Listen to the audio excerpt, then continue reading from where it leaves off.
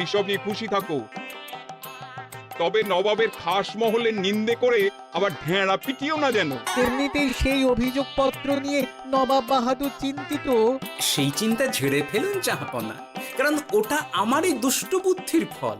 অবস্থা বুঝে ওই ব্যবস্থা আমিই নিয়েছিলাম। হ্যাঁ, আগে হ্যাঁ। সাবাস গোপাল, তুমি তাহলে শেষমেশ যে কোনো উপায়ে নবাবকে মাথা নোয়াতে বাধ্য করলে। আপনাকে কেউ অসম্মান করলে আমি যে নিজেকে সামলে রাখতে পারি না মহারাজ।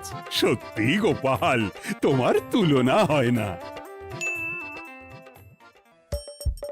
হাসির রাজা, জ্ঞানের রাজা, রসিক রাজা গোপাল ভাঁড়।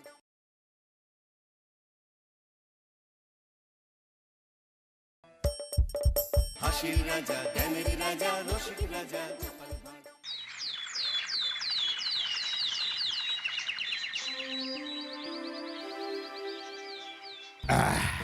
তাহলে মন্ত্রী, সব কাজ ঠিকঠাক ভাবে করে এসেছো, তাই তো?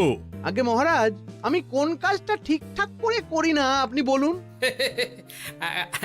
আমি শুধু আপনাকে ওই কোষাগার থেকে মোহর সরানোর কাজটাই খুব ভালোভাবে করতে দেখেছি মন্ত্রী মশাই। আর বাকি সব কাজে তো আপনি লবডঙ্কা।